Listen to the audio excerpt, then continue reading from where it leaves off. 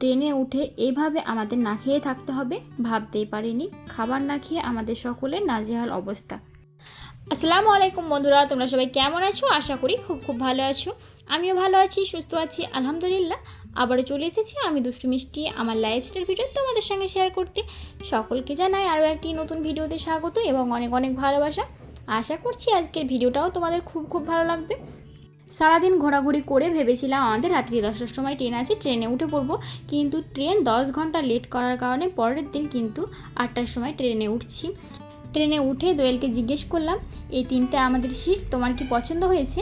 আমাদের সিটগুলো কিন্তু খুব সুন্দর পেয়েছি, দোয়েলের কিন্তু প্রচণ্ড পছন্দ হয়েছে। তো এখন আমরা একটু খাওয়া দাওয়া করে নেব। তার আগে মা মেয়েতে একটু গল্প করছিলাম, আর দোয়েলের একটু কিন্তু মন খারাপ ছিল, তাই তার মনটা ভালো করার জন্য আমি একটু তাকে হাসানোর চেষ্টা করছিলাম।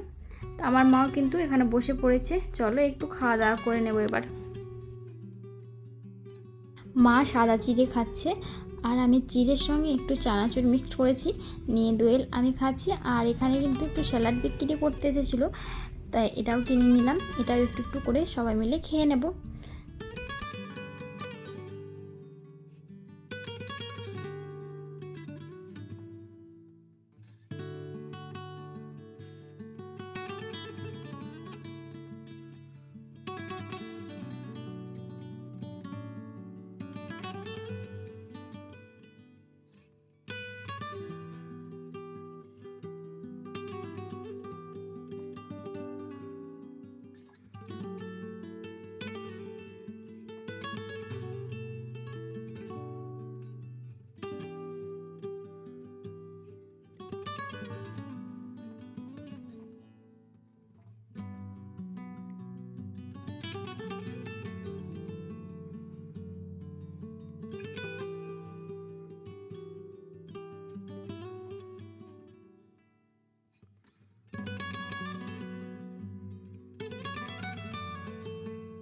দেখতে দেখতে ঘুমিয়ে গল্প করতে করতে সব কিছু মিলেই আরও একটা দিন পার করে দিলাম।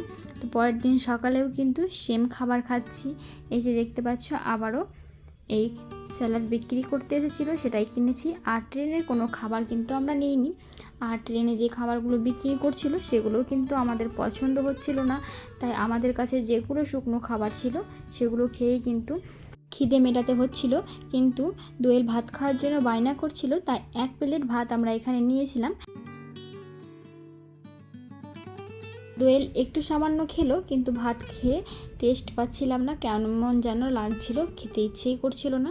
তো আর কিছু করার নেই, এইভাবেই 2টো দিন কিন্তু পার করে দিলাম। তার উপর বলি, ট্রেন এমনিতেই লেট ছিল, ট্রেনে উঠে কিন্তু আরও 10 ঘন্টা লেট করে দিয়েছে ট্রেন। যেখানে আমরা বিকেল 5টার সময় নেমে পড়তাম, সেখানে কিন্তু পরের দিন ভোর 4টের সময় আমরা পৌঁছেছি।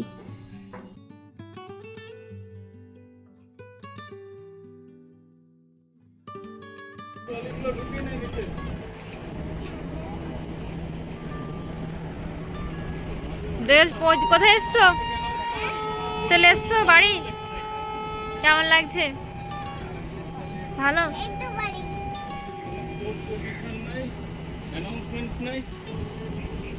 কোচ নেই তো, কোচ নেই, তার মধ্যে অ্যানাউন্স করছে না তো। অ্যানাউন্স তো করলে 1 মিনিট 2 মিনিট আগে। হ্যাঁ, এখানকার এটাই ব্যাড হ্যাবিট, 1-1.5 মিনিট আগে অ্যানাউন্স করে। এক্সপ্রেস ট্রেনে অ্যানাউন্স 1-2 মিনিট আগে করছে। অবশেষে আমাদের রামপুরহাট প্ল্যাটফর্মে নেমে পড়েছি। এখন দেখতে পাচ্ছ আশেপাশে একদম মনে হচ্ছে রাত্রি হয়ে আছে। তো আমরা কিছুক্ষণ ওয়েটিং রুমে অপেক্ষা করব, তারপরে আমরা কিন্তু আবারও বাড়ির উদ্দেশ্যে রওনা হব। আর দেখতেই পাচ্ছ আমাদের সকলকে দেখে বোঝা যাচ্ছে কয়েকদিন থেকে না খেয়ে আমাদের অবস্থা কতটাই খারাপ। আর আজকে আমরা ট্রেন কতক্ষণ আমাদের প্ল্যাটফর্মে পৌঁছাবে, রাত্রি 2টো থেকে আমরা কন্টিনিউ সবাই মিলে বসে আছি, কিন্তু ট্রেন কিন্তু একটু করে লেট করে একদম আরও 2 ঘন্টা লেট করে দিল। তো এই ছিল আমার আজকের ভিডিওটা কেমন লাগলো অবশ্যই তোমরা কমেন্ট করে জানিও। ভিডিওর কোথাও কোনো অংশে কোনো ভুল ত্রুটি হয়ে থাকলে সকলে ক্ষমা সুন্দর দৃষ্টিতে দেখো।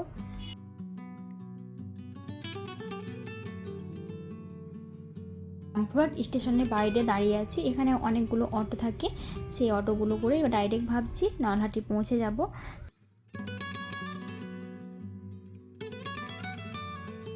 এই রকম নিত্য নতুন ভিডিও দেখতে চাইলে অবশ্যই চ্যানেলটিকে সাবস্ক্রাইব করে পাশে থেকো। তো ভিডিওটা আর বেশি বড় করছি না, আজকের মতো বিদায় নিচ্ছি। আমি দুষ্টু মিষ্টি। দেখা হচ্ছে পরবর্তী একটি ভিডিওতে। ততক্ষণের জন্য সবাই ভালো থাকবে, সুস্থ থাকবে, আর আমাদের জন্য বেশি বেশি করে দোয়া করবে। আসসালামু আলাইকুম, আল্লাহ হাফিজ, ফি আমিন আল্লাহ।